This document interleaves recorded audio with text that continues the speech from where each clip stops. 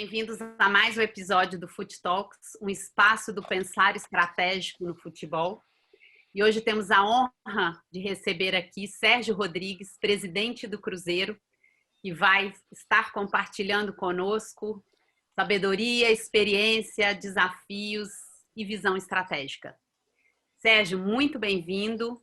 E nós gostaríamos de começar já esse bate-bola perguntando para você o que o levou a aceitar esse desafio tão grande, que é um verdadeiro turnaround, que o clube que você preside precisa dentro de uma história grandiosa para voltar num cenário de onde ele sempre figurou e venceu.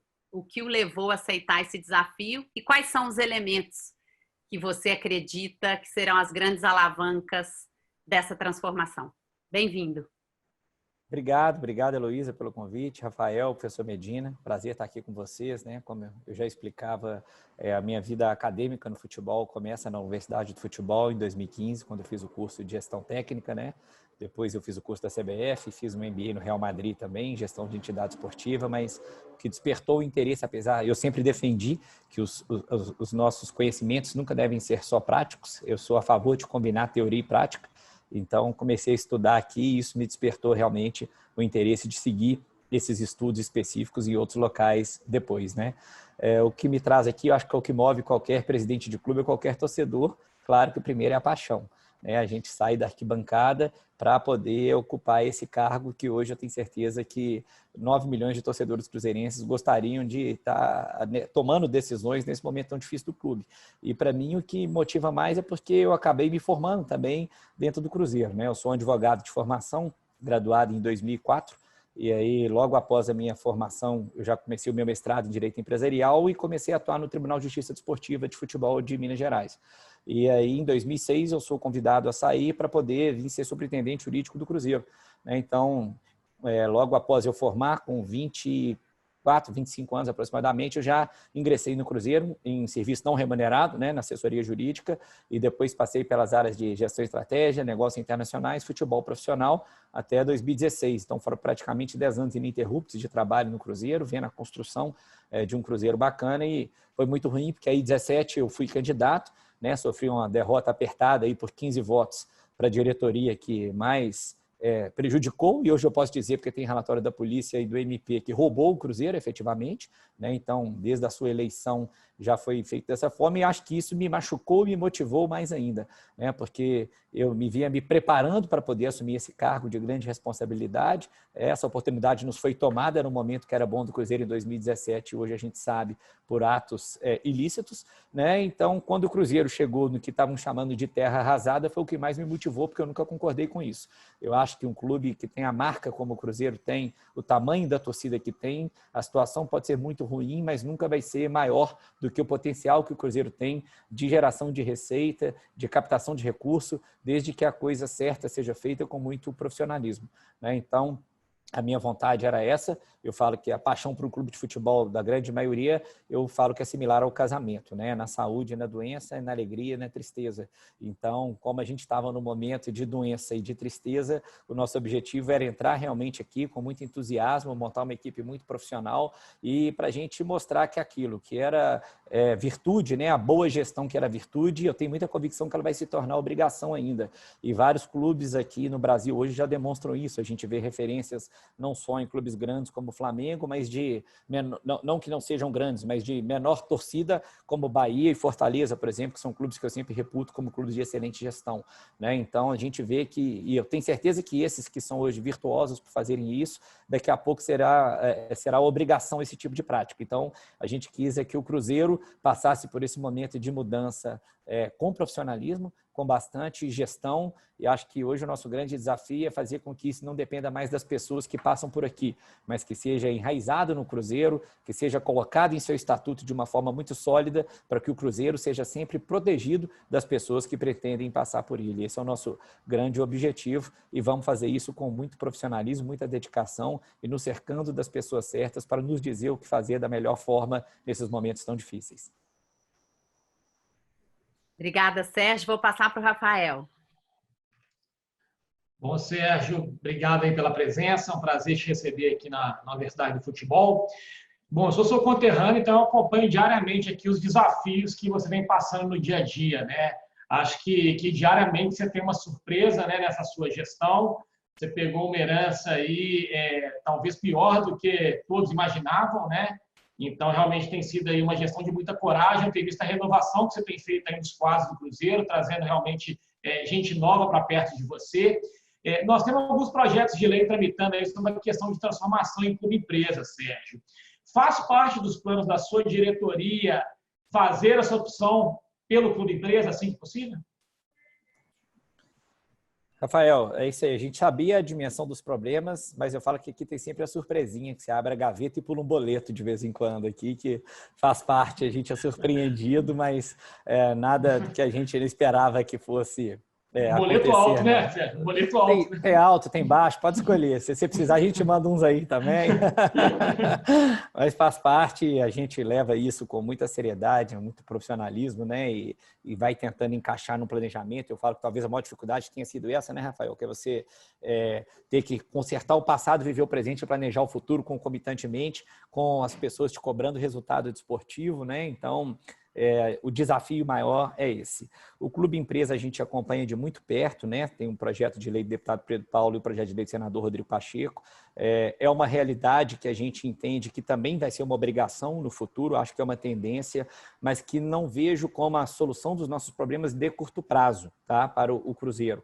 Eu acho que para qualquer clube, e aí a gente vai ter que ter um experimento, na minha opinião, de um clube de maior torcida para ver isso acontecer.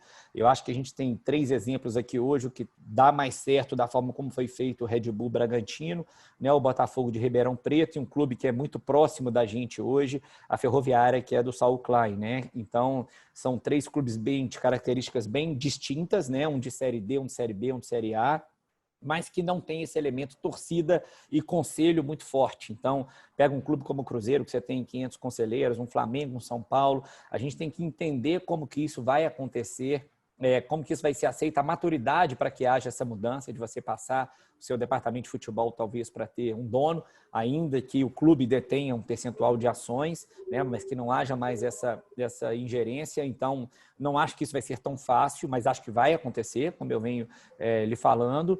E tem que entender também alguns pontos dos benefícios específicos disso ou não. Por exemplo, no caso do Cruzeiro, que muita gente falava que a recuperação judicial seria a nossa saída, e eu logo mostrei que não seria, porque hoje, no caso de recuperação judicial, por exemplo, as nossas maiores dívidas de curto prazo são as dívidas perante os credores, que chamam da FIFA, mas a gente sabe que a FIFA representa o CAS, que é o tribunal, né? Nossos credores, na verdade, são clubes estrangeiros, e os créditos dele não estão submetidos a uma recuperação judicial no Brasil, por exemplo. Então, não seria uma solução para o Cruzeiro, né? Eu acho que talvez a grande diferença fosse esse modelo de gestão profissional e uma forma de captação de recursos, ainda que não haja previsão de abertura de capital em bolsa, mas de você poder ter sócios numa eventual SA fechada ou emissão de debêntures, enfim, captar dinheiro dessa forma. Eu acho que pode ser interessante, sim.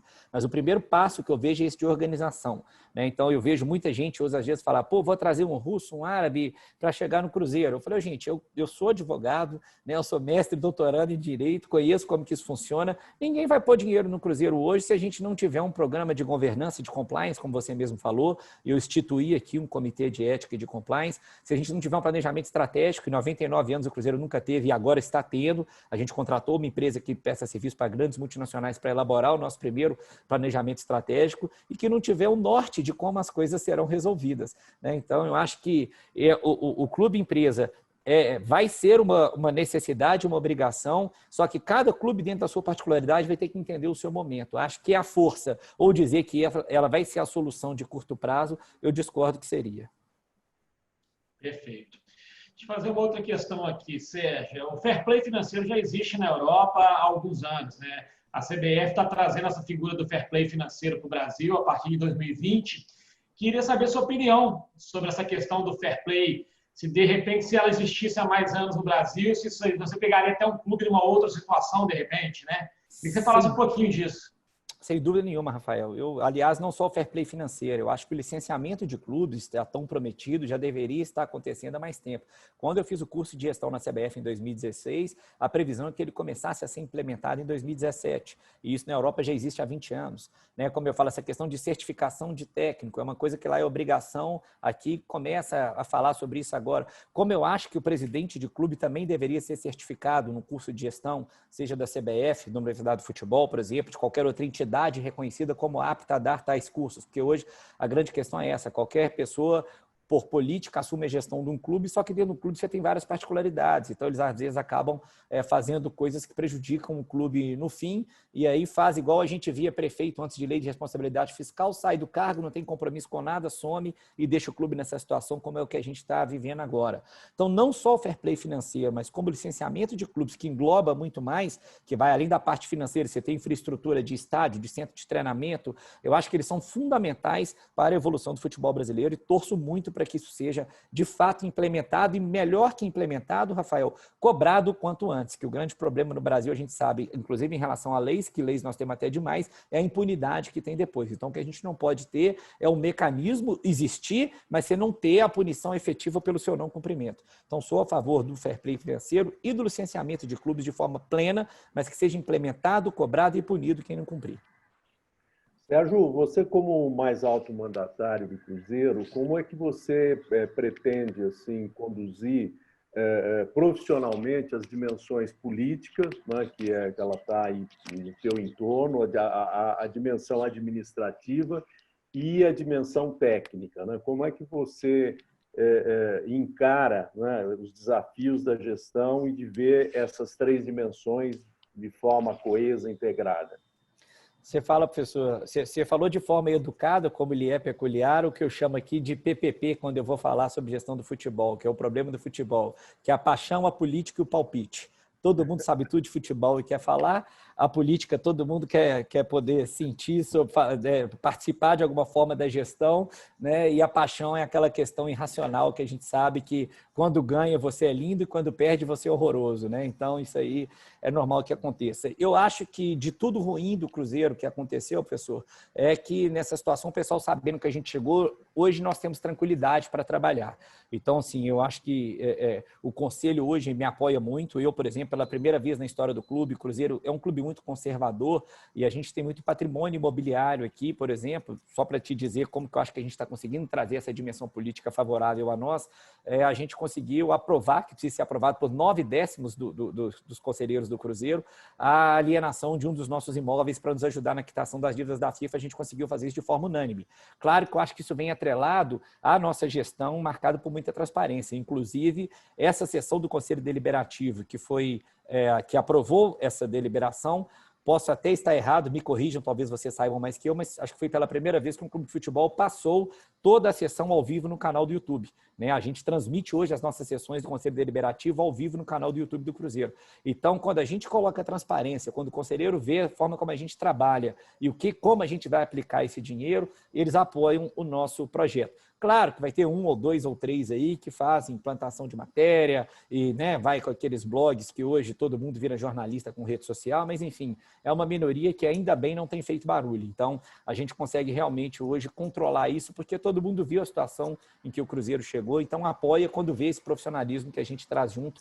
Então, ainda bem, eu não estou tendo problema disso agora, mas sei sim que é um problema enraizado nos grandes clubes, ainda mais quando tem grandes conselhos. Mas demonstrando esse plano nosso de profissionalismo, eu faço questão de receber, de explicar isso sempre, de direcionar os conselheiros através de WhatsApp também, diretamente sobre as nossas ações, o que a gente pretende fazer. A gente tem conseguido conduzir isso muito bem. E o principal, tocar e manter a nossa diretriz de perfil técnico e de gestão 100% profissional. Sérgio, falando um pouquinho mais da dimensão técnica, né, do futebol propriamente dito, que é o carro-chefe de um clube de futebol, é a atividade fim, né? E esse tema que eu gostaria de abordar com você, ele ainda, no nosso modo de entender, na Universidade de Futebol, a gente tem tido muito contato, né, com os clubes, e a gente nota ainda uma distância muito grande de um projeto técnico de futebol que seja do clube e não venha com a liderança do treinador, às vezes com características até muito distantes do jeito de jogar, vamos dizer assim, do clube, né? Como se dizia antigamente, aí, rápido e rasteiro como o time do Cruzeiro. Né? Como ataque do Cruzeiro. Como ataque do Cruzeiro. Que mostra, de certa forma, o jeito de jogar do Cruzeiro, né? Mas isso não é tratado, né,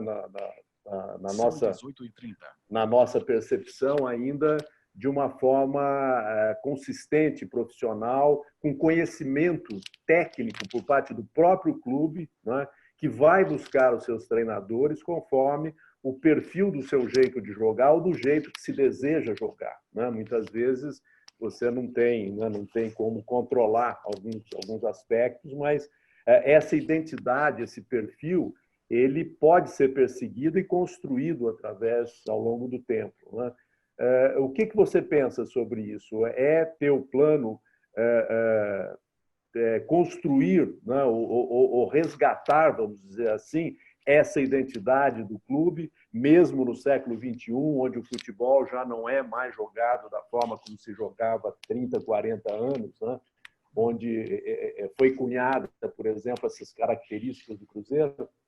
A gente pretende integralmente fazer exatamente o que o senhor está colocando, né? E eu passei por essa experiência agora. Quando eu assumi o Cruzeiro, a gente já tinha um técnico contratado e a gente o manteve até recentemente, em razão, né, acabou que o projeto técnico não caminhou bem e foi desligado, que é o Anderson Moreira, mas é uma pessoa que eu gosto muito e como a gente conversou quando eu cheguei, se mostrou com esse perfil de que o Cruzeiro deve jogar, mas acabou não dando certo e foi um elemento que a gente levou em consideração para a contratação do nosso novo técnico, um dos elementos, né? Mas a gente pensa isso sim, a gente tem que resgatar esse passado do Cruzeiro.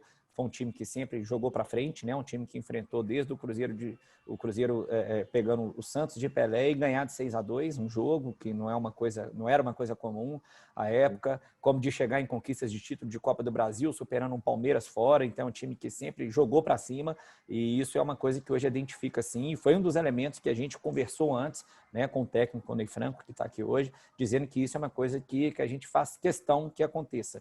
É claro que a gente quer ter resultado, mas é muito importante, além do resultado, né, que esse resultado seja construído com base nos valores que a gente pensa. Né? Outro exemplo, a utilização de meninos da base. É uma coisa que o Cruzeiro sempre foi um clube revelador, passou muitos anos revelando, aproveitando, ou pelo menos vendendo. Então, a gente entende que a gente não pode ser engessado nisso. É outra característica que a gente busca, que a gente conversa e acha que é fundamental dentro do Cruzeiro. Então, o nosso projeto técnico hoje ele passa por isso sim. O Cruzeiro tem essa identidade de time ofensivo, de propositor de jogo, de utilização de jovens dentro do seu perfil, né? Isso sim está no seu DNA, porque eu brinco, muita gente fala, o DNA do meu clube é vencedor. Eu falo, pô, se o seu DNA for de perdedor, fecha o clube, né? É igual você falar que você tem uma empresa que está aí para dar prejuízo, a empresa tem que dar lucro, senão você fecha ela. Então, é claro que o DNA é vencedor, só que o mais importante é como você se propõe a vencer. E o Cruzeiro se propõe a vencer desta forma, de forma ofensiva, de forma de jogar com intensidade, de propor jogo, de aproveitar os jovens que aqui estão,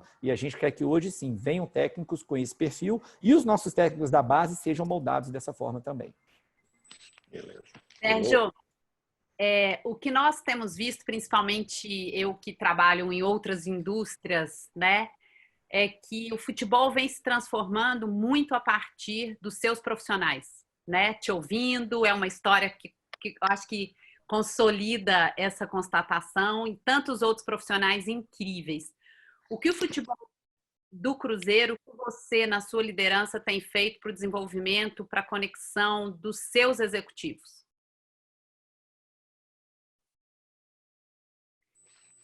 Está no mudo, Sérgio. Nós não estamos te ouvindo. Está no mudo. Desculpa, estou até abrindo aqui para te dizer que eu acho a primeira premissa que a gente fez aqui para poder modificar um pouco a visão de como a gente vê futebol e vê indústria, eu guardo comigo muito e falo até em algumas entrevistas que eu já dei aqui, quando eu fui em fevereiro desse ano agora para o All-Star Game em Chicago, eu fui convidado para ir até lá, e aí conversando com o Rodrigo Vicentim, CEO da NBA, e quando ele pergunta, Sérgio, o que você acha que a NBA vende? E eu achei que eu era muito esperto, que a resposta era óbvia, eu falei basquete. Aí ele falou, não, a NBA vende conteúdo. Né? Então, e mostrando como a NBA monetiza com isso. E eu sempre fui fã de esporte americano, sempre que eu estou nos Estados Unidos, eu faço questão de ir a jogos da NFL, da NBA, que eu admiro, por causa daquela expressão que a gente fala do sportainment, né? Eles saem do jogo, às vezes o menos preocupante é o que está acontecendo ali na quadra, né? Ou no campo. Mas é tudo aquilo que envolve aquela atmosfera, é o fato de você sair do bar tomando uma cerveja, você vai na loja comprar, você já está mais suscetível a gastar dinheiro ali, né? E por aí vai. Então, a gente quis implementar e mudar isso aqui, sabe, Luiz? Então, para a gente fazer essa conexão, eu trouxe executivos de mercado. Então, hoje eu tenho aqui uma head de Brand Experience, que a gente trouxe, que tem experiência de Audi, de Facebook, de Heineken, que está aqui para tratar não só da nossa marca, mas como da nossa marca para outras pessoas, né? E da interação da nossa marca com os nossos outros patrocinadores. Eu tenho hoje aqui um head de inteligência e CRM, é ele que cuida do meu sócio torcedor. Não é como muita gente faz aquele movimento de colocar no seu sócio torcedor um cara identificado com a torcida, um grande cruzeirense que era blogueiro, porque esse cara fala para a torcida. Eu preciso de números para que eles me expliquem o que é certo, o que é errado e como que a gente vai traçar o nosso futuro. Então, a gente quis trazer esse elemento de profissionalismo e entretenimento para dentro do clube. E aí eu estava até abrindo aqui para você ver. Eu acho que se você abrir hoje a nossa missão dentro do Cruzeiro, dificilmente você vai ver uma missão dessa em outros clubes, que a gente colocou, que a nossa missão é ser um protagonista no cenário esportivo, impactar positivamente a trajetória das pessoas, oferecendo entretenimento de qualidade e promovendo transformação social. Então, a gente entende que dentro de um clube de futebol a gente tem que ter o desempenho esportivo, mas mais que isso, a gente tem que fazer entretenimento e acho o elemento de responsabilidade social muito forte para um clube de futebol, muito forte. Eu acho que é fundamental que isso seja explorado. Eu vejo até além. O meu doutorado, que eu curso em Portugal, a minha tese versa sobre o esporte como instrumento de cultura de paz, né, aliando como que o esporte pode ser fundamental para as mudanças do mundo e as resoluções da ONU que tratam sobre a cultura de paz. Então, a gente tem uma veia muito forte disso aqui no Cruzeiro. Nós, por exemplo, instauramos um comitê de inclusão social e diversidade, no qual a gente discute diversas formas de inclusão e aceitação de minorias, de como que a gente pode colocá-los aqui. Então, eu faço semanalmente, minha forma de comunicação com os torcedores aqui é uma live semanal. Então, eu falo pelo canal do YouTube do Cruzeiro, nós temos tradução em Libras dessa live. Hoje a gente tem o Cruzeiro em Libras, toda semana a gente tem um informativo feito em Libras também. E é uma coisa que a gente usa, e assim, o Cruzeiro começou ganhando, todo mundo estava achando lindo. Hoje o Cruzeiro está perdendo, eu só tomo porrada por causa da live. É só marketing. Não é a minha forma de comunicação. Eu acredito nesse projeto e eu vou manter ele, independentemente do resultado dentro de campo, né? Então, a gente continua fazendo isso e estamos tentando enxergar e fazer isso de forma diferente, né? Assim, a gente pegou o futebol de pandemia, quer dizer, assumimos o mandato no meio da pandemia. Como ganhar dinheiro sem ter público no estádio? Foi daí que a gente foi para o mundo digital. Então, hoje eu tenho aqui uma superintendência de inovação. A gente está o tempo inteiro pensando em como fazer coisas diferentes para poder monetizar, né? Onde que as pessoas estão indo num clube normal de futebol aqui, então é para lá que nós vamos. As nossas reuniões são nesse sentido hoje, de buscar isso aí de forma diferente para poder trazer novas soluções para esse mundo que é muito mais do que futebol, que a gente entende, né, que é entretenimento. Então, acho que passa por aí. A nossa conexão hoje é com pessoas profissionais, muita cooperação. Isso é uma coisa também que eu via muito em clubes de futebol, onde estava enraizado, você ter profissionais indicados por conselheiro, etc. e tal. Tinha diversos nichos que ninguém podia mexer e eram nichos combativos e não cooperativos, porque a ideia do outro não é minha, então se a dele for boa, ele é melhor que eu. Então, isso aqui a gente acabou completamente, que vem de identidade organizacional. Então, hoje eu falo, quem não é cooperativo não trabalha no Cruzeiro. E já tivemos caso de demissão aqui de quem não foi cooperativo nesses 3 meses, quando a gente sentiu muito egoísmo aí no desenvolvimento de projetos conjuntos, né? Então, acho que isso que é o fundamental hoje, enxergar a coisa de forma macro e estar cercado das pessoas certas para pensar diferente. Não posso deixar de comentar, porque como é bacana escutar esse posicionamento que nos conecta, porque o negócio da Universidade de Futebol é transformar a partir do conhecimento e das soluções para isso. E no nosso propósito a gente carrega bastante do que você falou, porque mudanças no futebol inspirando mudanças na sociedade. Então a gente caminha junto nisso daí, vamos ficar mais próximos. É bacana, e eu vi muito isso quando eu fiz um MBA no Real Madrid. Eu fiquei encantado com o trabalho da Fundação Real Madrid, né? Que 90% praticamente do seu orçamento é feito para fora da Espanha. quer dizer, um baita projeto na África, aqui no Brasil são 2, salvo engano, tem um no Rio, em São Paulo. Então, quer dizer, isso mostra a grandeza da marca, né? Essa preocupação em retribuir, até porque eles são consumidos no mundo inteiro. Então, a grandeza em retribuir isso de formas distintas, né? A gente tem um instituto aqui, o Instituto Palestra Itália, porque o Cruzeiro é formado como palestra. Aliás, é um instituto até que eu criei estando fora do Cruzeiro. Eu já queria resgatar a história do Cruzeiro, que eu vi que era uma coisa mal feita, e me tornando presidente, eu dei ele para o Cruzeiro. Então, tudo que eu registrei antes, que eu fiz, eu cedi todas as propriedades para ficar de forma perene para o Cruzeiro. É uma estrutura pertencente ao braço social do Cruzeiro hoje, né? Mas para poder desenvolver esses projetos que eu acho que são fundamentais. Sérgio, aproveitando essa questão da marca que você falou, qual foi a posição do Cruzeiro e qual é em relação a essa medida provisória aí que mudou os direitos de transmissão? A gente assinou alguns abaixo-assinados aí, né, junto com os outros clubes, é o que a gente entende. Positivo, é óbvio que é, mas o grande problema que eu vejo, se a gente for falar até de futebol de uma forma geral, é a forma como foi feito, né? Eu sou muito a favor de que as coisas sejam feitas de forma coletiva, mas não é da boca para fora, é de verdade. Porque outro dia eu até participei de um debate, eu já falava disso aqui, quando a gente fala, eu quero que no brasileiro seja tudo igual, mas aí chega no mineiro, eu vou me juntar com o Atlético e com a América e vou explorar os outros 9 do interior. Não é que é isso, a gente tem que buscar uma coisa sistêmica a favor de todos, e eu sou a favor que as coisas sejam feitas de forma coletiva, para que sejam feitas melhores, né? Eu converso muito com o Sérgio Sete Câmara, presidente do Atlético Mineiro, é um amigo pessoal que eu tenho, né? E a gente é advogado como eu, né? Já temos uma amizade antiga, e eu falo isso muito. Talvez um patrocínio que eu fechar de 1 milhão e ele de 1 milhão, quando a gente fechar junto, vira 2 para cada. É o jogo do ganha-ganha. E acho que, no geral, deveria ser assim também. Se a gente estimula a competitividade, a gente valoriza o nosso campeonato. Então, voltando lá onde eu me inspiro muito nas ligas norte-americanas, se cada time fosse fazer o seu fornecedor de material esportivo de forma apartada, um ia ganhar muito, mas vários iam ganhar muito menos. E talvez na negociação coletiva eles buscam a mediana, né? Então,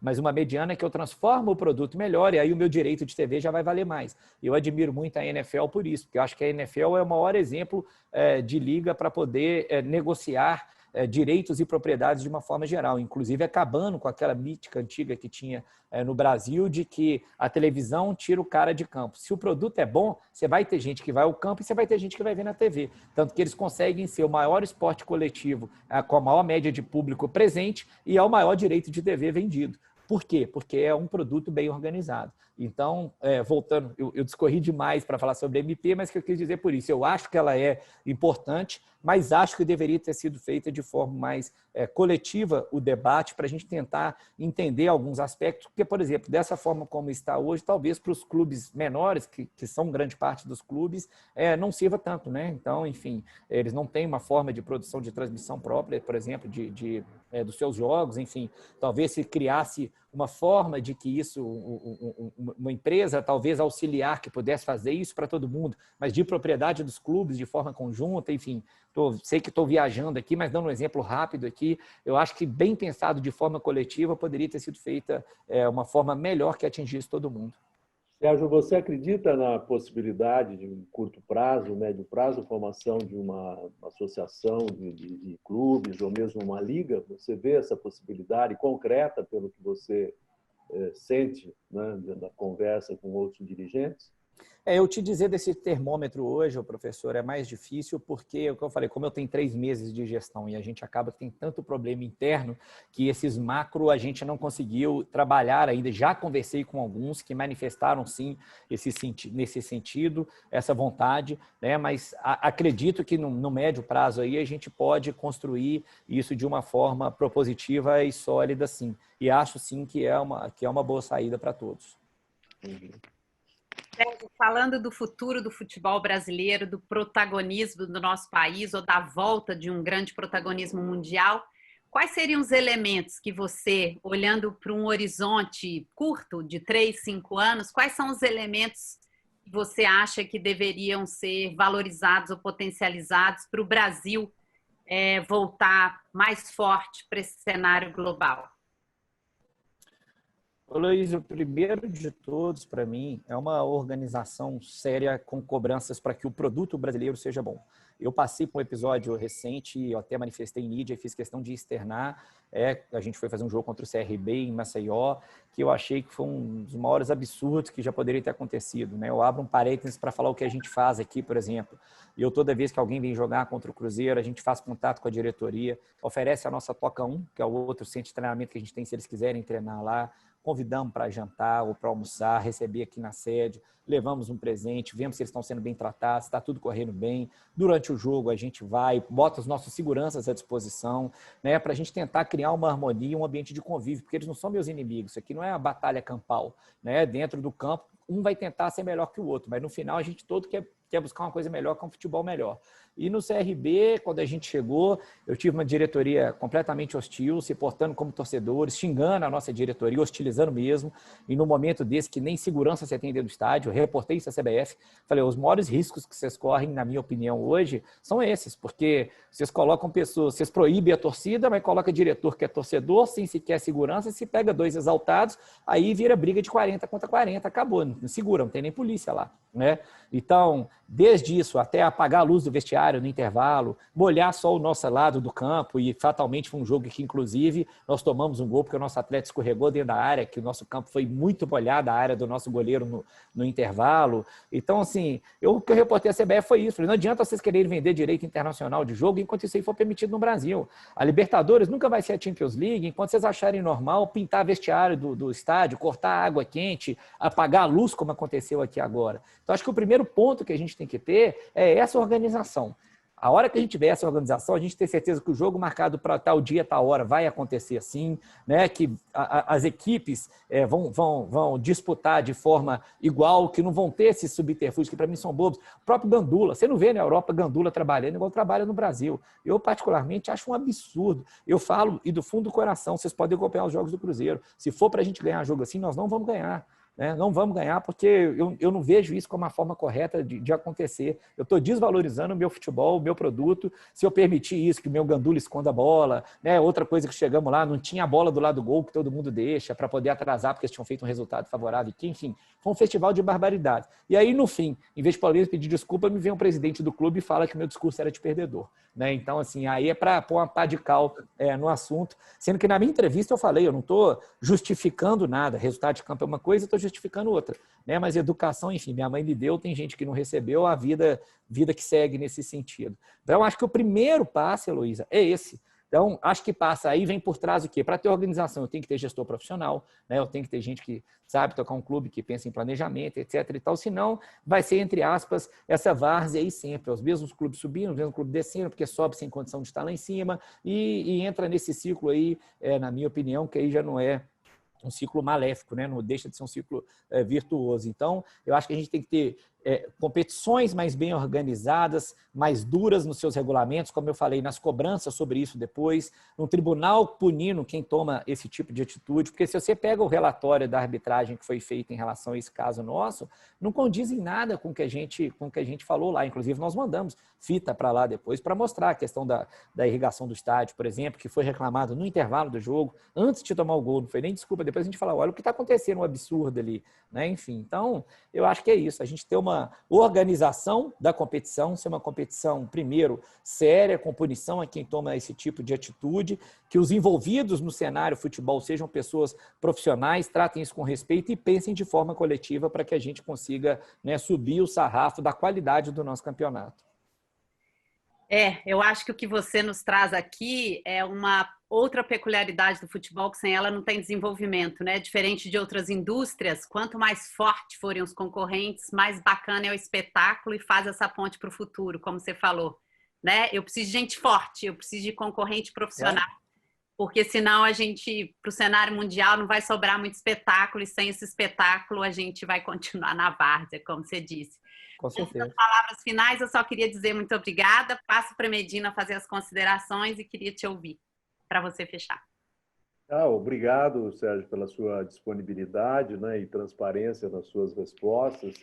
Só pode desejar aí sorte, uma boa gestão aí nessa transição, né, que se você se propôs a fazer com o seu grupo, né, e o futebol brasileiro precisa muito disso, né, que está embutido aí no seu na sua narrativa, né, na sua visão, né, e é isso que a gente espera e torce para que você consiga o êxito nessa empreitada.